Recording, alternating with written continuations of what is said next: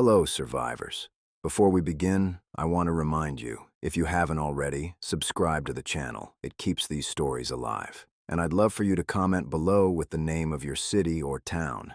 It helps us see just how far our survivor community really reaches. Now, let me tell you about the night we tried to escape through the burning city. It began with smoke.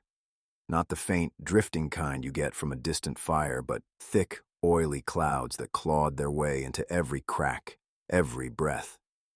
It tasted like metal and gasoline, and it coated your throat with a bitterness that didn't go away, no matter how much you coughed. The city was already gone by then. Not just dying, gone. What remained was a skeleton wrapped in flame, its bones groaning, its breath a furnace. But we didn't have the luxury of mourning. Survival was all that mattered. We had holed up in the hospital because it seemed safe at the time. High ground, supplies, thick walls. But safety is always a lie in this world. The fire didn't care about our plans. It crept through the lower levels, fed by ruptured gas lines, leaping from ward to ward until the whole place was a tinderbox waiting to collapse. I remember the sound most of all. The steady beep of heart monitors had been replaced by the crackling of flames chewing through plaster and steel. The moans of patients long dead and now risen joined the chorus, shuffling feet echoing down smoke-choked hallways. Somewhere in the distance, a woman screamed, high and sharp, cut short too suddenly. We gathered in what used to be the children's ward. The murals of cartoon animals had blistered from the heat, their smiling faces warped into grotesque grimaces. The toys left behind melted into puddles of bright plastic. Ethan clutched one of those half-melted figures in his small fist, knuckles white, as if holding it could anchor him to a life that no longer existed. Jack was the one who said it first. "We can't stay." His voice carried the weight of authority, the kind you didn't question. He'd been a firefighter before all this, and when he spoke about fire, we listened. His face was streaked with soot, his eyes red from the smoke, but there was no fear in him, just resolve. Marisol looked at him, her arm around Ethan. "Out there? The streets are worse. We've all seen it." Jack shook his head. "We stay here. We cook. Out there's bad. But in here, it's a coffin." Nobody argued after that. We packed fast, though packing meant stuffing whatever scraps of food, water, and weapons we had into bags already worn thin. My own pack was heavier with memories than supplies, a photo of my sister Julia before the world fell apart. Smiling in her hospital gown, hair tied back, trying to convince me she wasn't scared. That photo was my anchor, my reminder of why I kept breathing when everything screamed to stop. We moved in a line, Jack at the front, Holt at the rear. Holt was built like an oak tree, his shotgun a natural extension of his body. He didn't speak much, but when he did, people listened. Between him and Jack, we felt like maybe we had a chance. The halls were a gauntlet. Fire chased us from behind, licking the walls, snapping at our heels. The sprinklers had long since failed, dripping nothing but ash and rust. Shadows writhed where flames reflected off broken glass. And everywhere, the dead stirred. I'll never forget the first one we ran into that night. A nurse. Or what had once been one. Her scrubs were scorched, her name tag melted into her chest. Her jaw hung loose, skin blistered, teeth blackened, but she moved with the same hunger they all did. She lunged, a ragged groan spilling from her throat. Jack's axe split her skull in one clean swing. The sound was final, brutal. The body crumpled at our feet, smoke curling from the wound. "Keep moving," Jack said, voice flat. And so we did. The stairwell down was a nightmare, dozens of bodies pressed against the doors, pounding, clawing, their weight bowing the metal inward. We knew the second we pushed through, it would be chaos. Lisa checked her bolts, her lips thin. She was the quiet one, but deadly with that crossbow. Every shot was precise, deliberate. She met Jack's eyes and gave a short nod. He kicked the door. The dead spilled in like a flood. I swung my bat, nails tearing through skulls. The impact reverberated up my arms, the spray of gore hot against my face. Lisa fired, each bolt a whisper of death. Holt's shotgun roared, tearing holes through the mass. Marisol shielded Ethan with her body, dragging him behind us. Tasha screamed prayers as she swung a scalpel, her voice hoarse and raw. The fight was a blur of violence and heat. Flesh tore, bones snapped. My muscles burned, but adrenaline kept me moving. One misstep, and I'd be under them, ripped apart. But we made it. Bloodied, bruised, breathless, but alive. And then, the hospital's glass doors shattered behind us, the night swallowing us whole. The city roared. The hospital doors gave way beneath our weight, glass crunching under boots as we burst into the open air. For a split second, I thought we were free. But freedom didn't look like this. The city was an inferno. Everywhere I turned, fire ate buildings alive.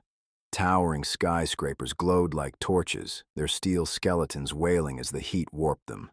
Cars burned in snarled traffic jams, gas tanks detonating with sharp, concussive blasts that rattled windows and made my teeth ache. Billboards collapsed in showers of sparks. Ash drifted from the sky like toxic snow. And beneath it all was the sound. Not just the flames roaring, but the dead. Their moans echoed up and down every street, blending with the screams of the last survivors. It was a chorus of despair, a reminder that the city was no longer ours. It belonged to them. Jack scanned the chaos, eyes narrowing against the smoke. "We head north," he shouted above the din. "Rooftops give us line of sight and distance from the swarm." "North?" Marisol coughed into her sleeve, holding Ethan close. "What's north?" "Bridge," Jack said. "If it's still standing, it's our way out." There was no debate. When Jack said move, we moved. The fire escape he'd spotted clung to the side of a 6-story apartment building. The ladder was half rusted, swaying dangerously as we climbed. Metal burned our palms, blistering skin, but we didn't stop. Riley scurried up like a feral cat, her knife clenched in her teeth. Ethan sobbed with each rung, but Marisol's whispered reassurances carried him upward. Holt was last, shotgun slung over his back, his broad frame making the ladder groan. When we reached the top, the city unfolded in a panorama of death. From up there, it was clearer just how far the fire stretched. Blocks upon blocks of flames. Entire neighborhoods reduced to skeletons of ash and twisted metal. The skyline itself was breaking, towers collapsing into one another like dominoes. The river reflected it all, a molten ribbon of firelight cutting through the heart of the chaos. And always, the dead. Tiny figures, at this distance, swarming like ants through every street, climbing over wreckage, clawing at anything that moved. For a moment, no one spoke. The sheer scale of it stole our breath. Finally, Riley whispered, "There's no way through that." "There's always a way," Jack replied, his jaw set. "We find it, or we die here." We began our rooftop run. Each building was a gamble. Some roofs sagged dangerously under our weight, charred beams groaning, tar bubbling from the heat. Others had already partially collapsed, forcing us to leap gaps that yawned over burning alleyways. My heart pounded every time I left solid ground, the air rushing past me, the flames below licking upward like hungry tongues. Lisa led the way at times, her light frame making her fast and nimble.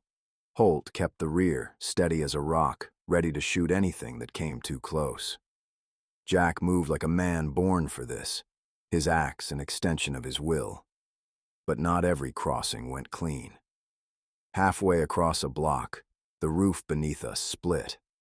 "Run!" Jack bellowed. We sprinted, the building groaning beneath our boots. Cracks spidered outward, and then the floor gave way. I fell through smoke and plaster, smashing into what had once been a diner. Booths collapsed under me, charred wood splintering. Plates and silverware clattered across the blackened floor. The ceiling above sagged, fire spreading fast. Here! Jack's hand reached through the smoke. I grabbed it, coughing, hauling myself up as the ceiling collapsed behind me. The diner became a furnace in seconds, flames devouring every inch. The heat rolled out in a wave that nearly knocked us back into the street. Ethan cried, clutching Marisol's neck.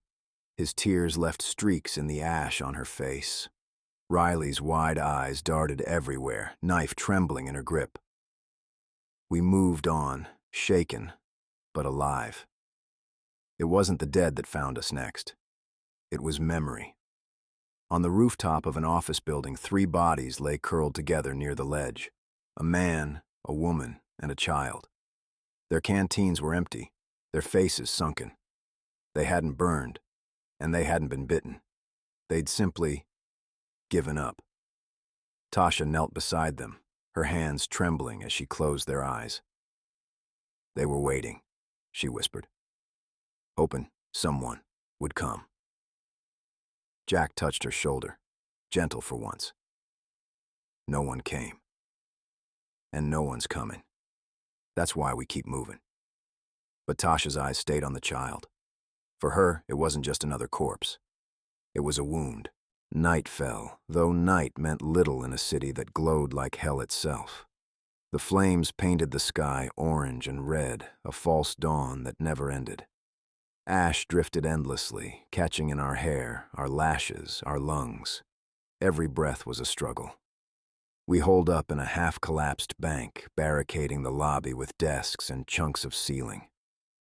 For the first time in hours, we had a moment of stillness. Lisa lit a lantern, its faint glow a fragile shield against the dark. We ate what little we had left, half a can of beans each, washed down with warm, stale water. Ethan clutched his toy, refusing to let it go even while he chewed. Riley picked at her portion, her eyes distant, hollow. I let my back rest against the wall. Every muscle in my body throbbed. My lungs ached. My mind screamed to sleep, but sleep was dangerous. Sleep meant lowering your guard. I must have drifted anyway, because when I opened my eyes, Marcus was gone. So were half our supplies. We found him hours later, his laughter echoing down the burning streets. It was a strange sound, wild, unhinged, mocking. It carried over the crackle of fire and the distant moans of the dead. He sat sprawled on the courthouse steps, a bottle of whiskey in one hand, a pistol in the other. Our stolen food and water bulged in his pack at his feet. "You think I need you?" he slurred when he saw us. "I survived prison. I'll survive this. You sheep, following the firefighter. See where that gets you." Holt raised his shotgun. "Give it back."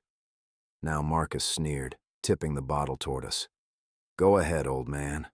Pull the trigger. Save me the trouble of watching this world eat you alive."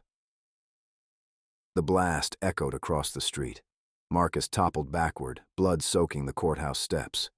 His laughter ended in a gurgle, his eyes wide with something like surprise. Riley screamed. Ethan buried his face in Marisol's chest. Tasha whispered a prayer under her breath. We took back what he'd stolen, but the weight of it hung over us heavier than any pack. Jack said nothing. He just turned and walked away, his axe dragging sparks against the concrete. Hours later, the city itself seemed to groan. Another skyscraper gave way, its collapse a thunderous roar that shook the streets. Debris crashed like meteors, dust clouds blotting out the false dawn. We stumbled through the chaos, choking, blinded. And then we saw it. The bridge. It loomed ahead, a jagged silhouette against the burning skyline. Steel beams glowed red in the firelight, a skeleton stretched across the black river. Hope surged in my chest. Maybe, just maybe, this was our way out. But hope is always dangerous, because even from a distance we could hear the chaos, gunfire, screams, the moans of thousands of dead, explosions lighting up the far end. The bridge was no escape. It was a battlefield. The bridge rose before us like a final test, a trial by fire and steel. Its massive arches disappeared into smoke, its roadway a battlefield lit by muzzle flashes and the glow of fire. The closer we drew, the louder it became. Gunfire rattling, explosions echoing, screams blending with the endless groans of the dead. Jack slowed, holding up a hand. We crouched behind an overturned bus, the metal scalding hot beneath our palms. Through shattered windows, I caught glimpses of the chaos. Soldiers in shredded uniforms held the line at the base of the bridge, rifles cracking as they tried to contain the surge. Civilians shoved against barricades, their cries desperate, some begging for rescue, others shoving anyone in their way. And the dead, God, the dead, spilled from alleys and crawl spaces, clawing onto the bridge in endless waves. "There," Jack said, pointing to the left. "If we slip through that wreckage, we can merge with the flow." Stick close. No hesitation. My throat was dry. The bridge wasn't an escape, it was a slaughterhouse. But what choice did we have? We moved. The heat from nearby fires scorched our faces as we darted from cover to cover. A woman shoved past me, clutching a screaming baby, her face streaked with blood. Moments later, the dead pulled her down, her screams swallowed beneath snapping jaws. The baby's cries cut off with a sickening crunch. I didn't look back. I couldn't. Jack hacked a path through the swarm with his axe, each swing a brutal arc that split skulls and scattered teeth. Holt's shotgun thundered behind us, every blast shaking my bones. Lisa loosed bolts until her quiver emptied, then scavenged a rifle from a fallen soldier, her small frame jolting with each shot. Tasha dragged Ethan forward, whispering frantic reassurances, while Marisol shoved aside bodies with bare hands, her face streaked with sweat and soot. Riley darted close to me, her knife flashing, her breathing ragged. The further we pushed, the worse it became. Civilians trampled each other in blind panic. Some leapt from the bridge's edge rather than face the swarm, their bodies vanishing into the black water below. Soldiers fired wildly, striking not just the dead but the living too. Helicopters screamed overhead, missiles streaking into the horde, explosions tearing holes in the roadway. One chopper spiraled out of control, tail aflame, and slammed into the river with a bloom of fire and spray. The shockwave rattled the steel beneath our feet, nearly pitching us over the edge. "Keep moving," Jack roared. And we did, step by bloody step. Then the bridge groaned. A section of roadway ahead buckled, metal screaming, concrete cracking. With a deafening crash, it collapsed into the river, dragging dozens of civilians and soldiers with it. Their screams echoed for only a moment before the water silenced them.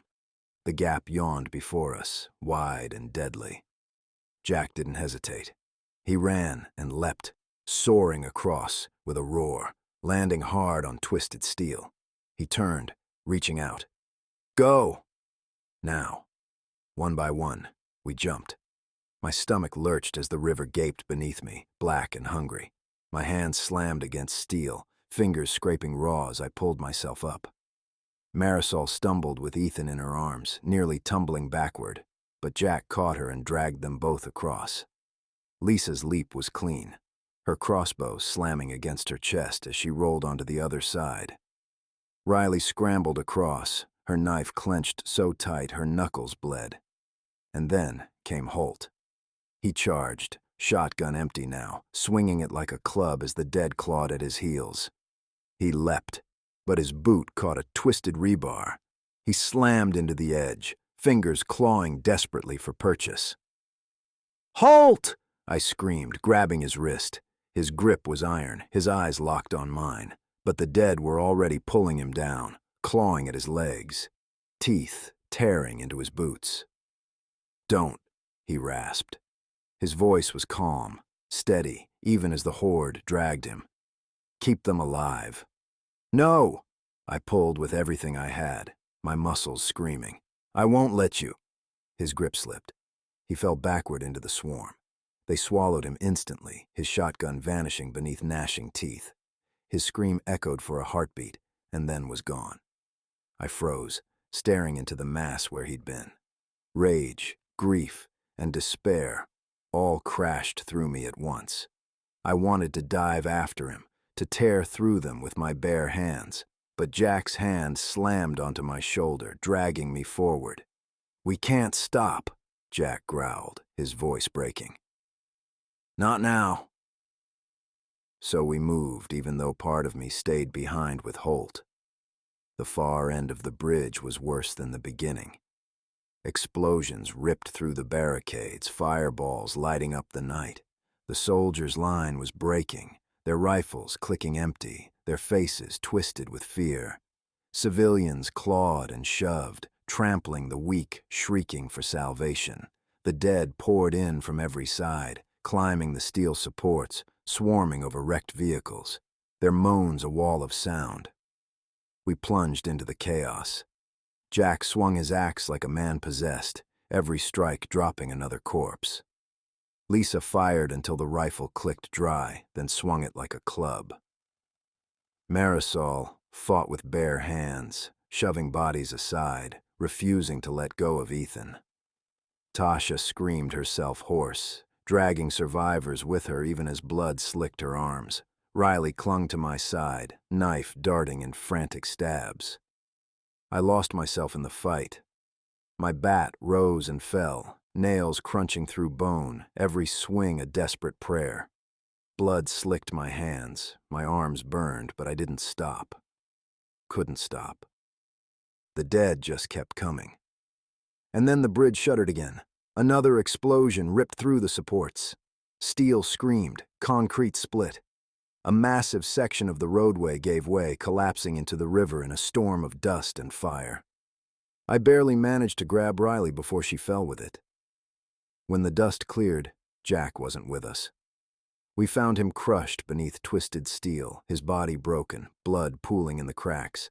His axe lay just out of reach, its blade glowing red from the heat. Tasha screamed a raw, broken sound. She clawed at the wreckage, her hands bleeding as she tried to free him. But Jack was already gone. His eyes flicked to us one last time. "Run," he mouthed. And then the fire took him. We dragged Tasha away as the bridge collapsed behind us, the city crumbling in a storm of fire and smoke. Somehow, impossibly, we staggered onto the far bank. Me, Lisa, Marisol, Ethan, Riley, Tasha. We turned back once, just once. The city burned, skyscrapers bowing and breaking, the night sky drowned in smoke. The roar of the collapse echoed like the death rattle of a giant. We didn't watch for long, because if we did, we'd never move again. The riverbank was chaos, but it was quiet compared to the bridge. No gunfire, no helicopters, no collapsing steel, just the crackle of flames and the steady groans of the dead behind us. We stumbled through ash and mud, our chests heaving, our clothes torn and bloodied. I couldn't stop seeing Holt's grip slipping from mine, or Jack's broken body pinned beneath steel. I wanted to collapse, to curl into the dirt and let the world take me. But Lisa grabbed my arm and dragged me forward. "Don't look back," she hissed. "If you look back, you'll never move again." So I didn't. We moved into the ruins of the far bank, where buildings sagged under the weight of smoke and flame. The streets were eerily empty. Most of the dead had been drawn to the bridge, to the noise, to the feast of flesh. But not all of them. The first one lunged from a doorway, jaws snapping, eyes burning in the firelight. Riley shrieked and stabbed, her knife punching through its temple. She stood frozen afterward, chest heaving, blood dripping from her blade. Her hand shook so hard I thought she'd drop it. "You did good," I told her, forcing calm into my voice. You keep doing that, you'll stay alive. She didn't answer. She just stared at the corpse until Lisa pulled her forward. We scavenged as we went, searching storefronts, prying open cars. Most were picked clean, but Marisol found bottled water in the back of a van, and Tasha tore open a vending machine with raw desperation, stuffing her pack with candy bars and stale chips. Ethan clutched his share like treasure, his face streaked with soot, his eyes hollow. The further we pushed into the ruined district, the worse the fires became. Entire blocks were nothing but collapsing skeletons of steel and glass. Gas lines hissed beneath the pavement, then erupted in sudden fireballs that lit the night. Somewhere deep in the city, something massive exploded, shaking the ground beneath our feet. "We can't keep heading straight," Lisa said. Her voice was tight, urgent. "We'll be roasted alive." "There's a subway entrance up ahead," I said, pointing through the haze. "If it hasn't collapsed, it might get us under the fires." Jack would have made the decision. Jack would have led. But Jack was gone. And now it was me. The others looked at me with eyes full of exhaustion and fear, waiting. "Subway," I said. "Move." The entrance yawned like the mouth of hell, its stairwell cracked and smoking, but still intact. We descended carefully, flashlights flickering against soot-streaked walls. The air was thick, choking, but cooler than above. Inside, the tunnel stretched into darkness, the rails gleaming faintly with ash and moisture. A gutted train sat derailed, its windows shattered, its cars twisted. Blood smeared the walls. Empty shell casings crunched beneath our boots. "We're not alone down here," Lisa whispered. She was right.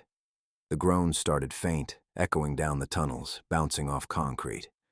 Then they grew louder, closer. Shapes shuffled in the dark, their eyes catching the flashlight beams. We pressed forward, climbing over wreckage, weaving between rusted support beams.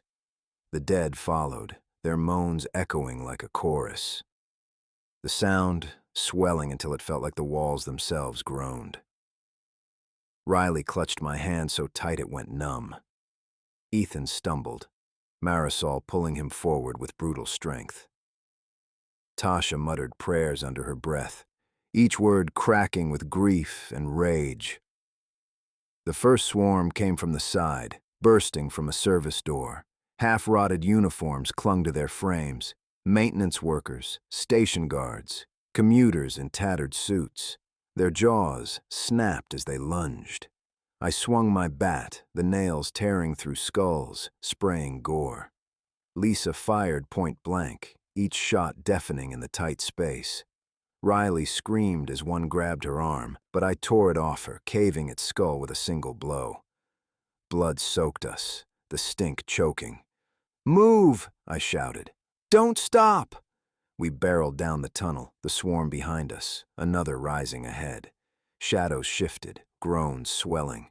We were trapped. Jack's voice echoed in my head. "Only way forward is through." I roared and charged, slamming into the dead like a battering ram. My bat rose and fell, bones breaking, teeth scattering. Behind me, the others screamed and fought, every sound raw and desperate. The tunnel became a blur of blood and firelight. Bullets cracked, blades slashed, bones shattered. I lost track of time, of place. There was only the next swing, the next step, the next corpse falling. And somehow, impossibly, we broke through.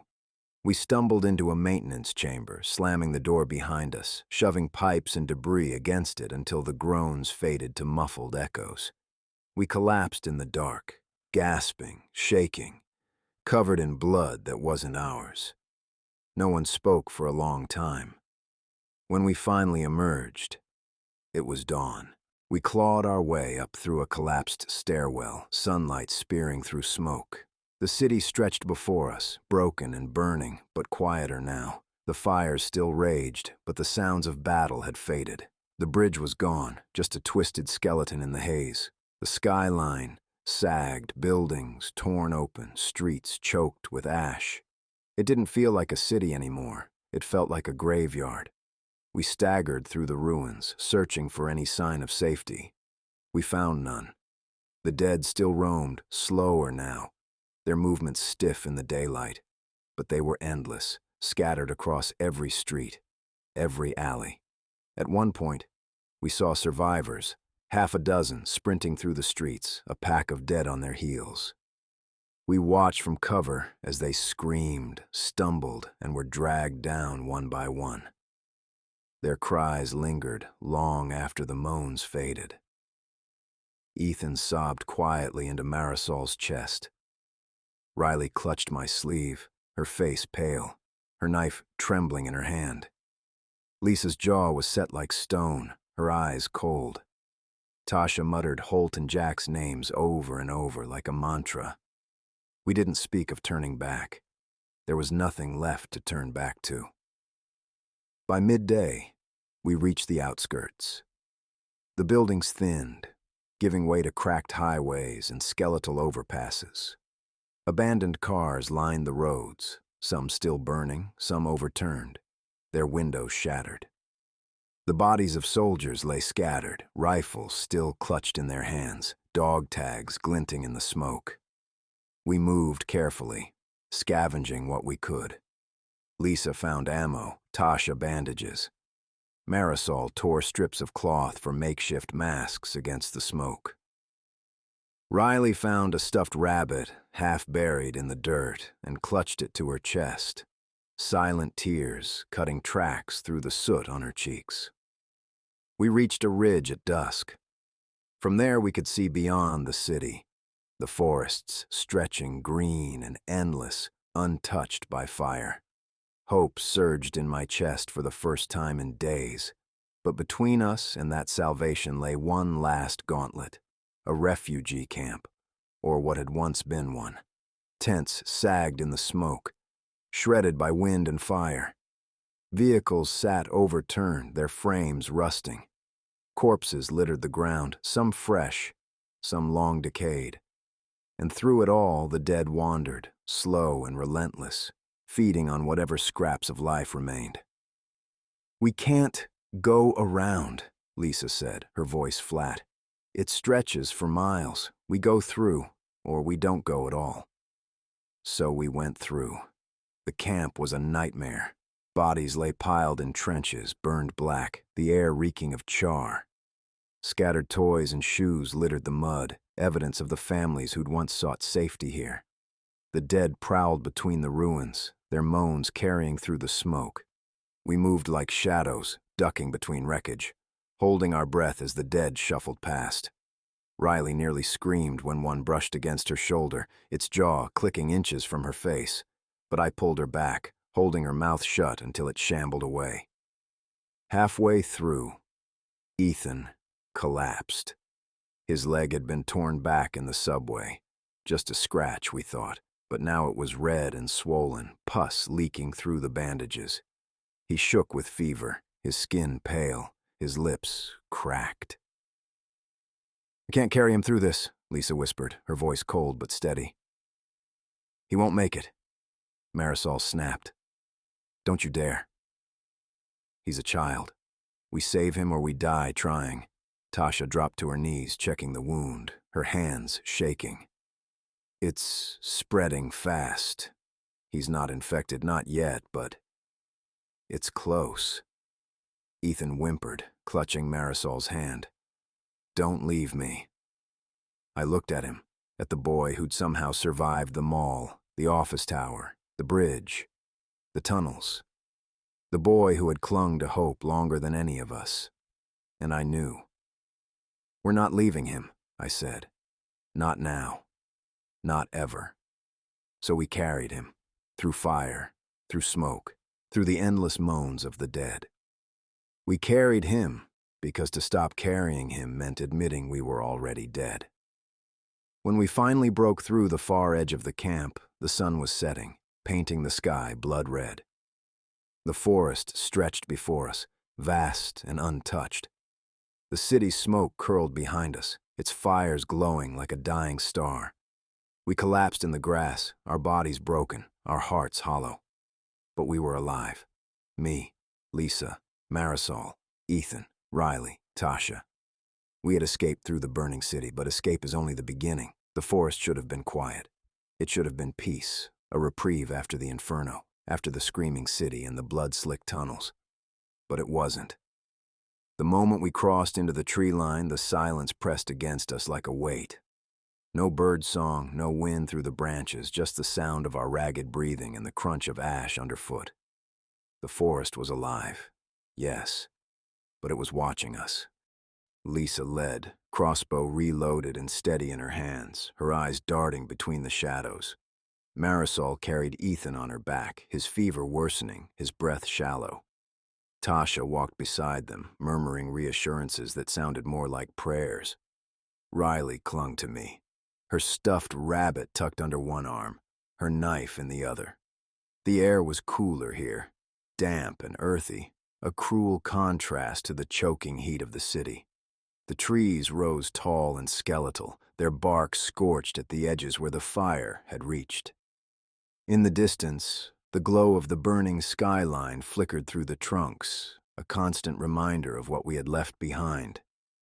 We pushed deeper, following a cracked service road half swallowed by roots. Abandoned vehicles littered the path, overgrown with moss, their windows shattered, their tires flat. We scavenged what we could, cans of food, a half-empty jug of water, a box of nails that Lisa pocketed like treasure. But the deeper we went, the more I felt it. This wasn't safety. It was another kind of trap. The dead followed us. At first it was just one or two, shambling at the edge of the trees, drawn by the scent of smoke and blood. Then it was more. 5, then 10, then 20. They didn't move fast, but they didn't stop. Every time we looked back, they were there, silent shadows between the trees, their eyes glowing faint in the twilight. "They'll never stop," Lisa muttered.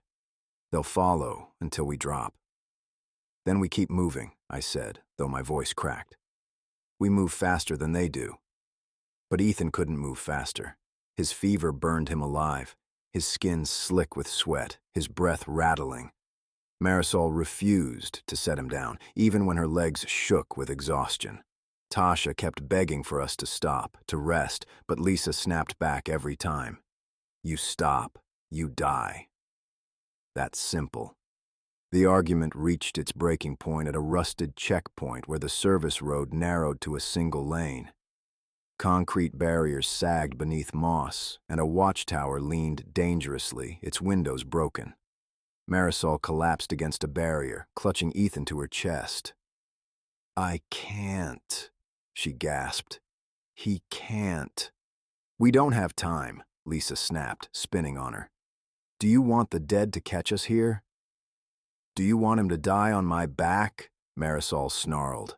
Her voice broke, raw with rage and grief. Tasha knelt beside Ethan, checking his pulse, her hands trembling. "He won't last another hour at this pace." She looked up at me, her eyes hollow. "We need shelter." Just for the night, I stared at Ethan, at his pale face and cracked lips. I thought of Holt, of Jack, of the countless others who hadn't made it. I couldn't let him join them. Not yet. "We'll take the tower," I said. Lisa opened her mouth to argue, but I cut her off. We take the tower. We barricade it. We rest. Then we move at first light. For a moment, I thought she'd fight me. Then she looked at Ethan, her jaw tightening, and nodded once. The tower was worse than it looked. The stairwell was choked with debris and blood, the walls streaked with claw marks. At the top, the observation deck was shattered, glass crunching under our boots. But it was shelter, and shelter was enough. We barricaded the stairwell with desks and metal frames, anything we could drag. Riley curled up in a corner with her rabbit, too exhausted to cry. Tasha tended Ethan, mixing the last of our clean water with crushed pills scavenged from the subway. Marisol sat beside them, her hand never leaving his, her eyes burning with fierce determination. Lisa stood at the window, watching the forest, her crossbow ready. I joined her, my bat leaning against the wall, my arms trembling with fatigue. "They're out there," she whispered. I looked, and she was right. Between the trees, shadows shifted, dozens of them, maybe more. Their eyes caught the firelight from the distant city, glowing faint, never blinking. They didn't move closer, not yet, but they didn't leave either. They just waited. "They'll swarm us by morning," Lisa said. "Then we don't stay past morning." She glanced at me, her eyes hard. "You sound like Jack." The words cut deeper than she knew. That night, I dreamed of the city. I dreamed of Holt slipping from my grip, of Jack crushed beneath steel, of the woman on the bridge clutching her baby as the dead closed in. I dreamed of fire swallowing everything, of skyscrapers collapsing into ash, of the river boiling with screams, and through it all, I dreamed of the dead. Their eyes glowing, their jaws snapping, their hands reaching, always reaching. I woke to screaming. Riley. I was on my feet before I knew it, bat in hand. The barricade shuddered as hands clawed through the gaps, rotting fingers curling, nails scraping. Groans filled the stairwell, echoing up the walls. Lisa led, crossbow reloaded and steady in her hands, her eyes darting between the shadows. Marisol carried Ethan on her back, his fever worsening, his breath shallow. Tasha walked beside them, murmuring reassurances that sounded more like prayers. Riley clung to me, her stuffed rabbit tucked under one arm, her knife in the other.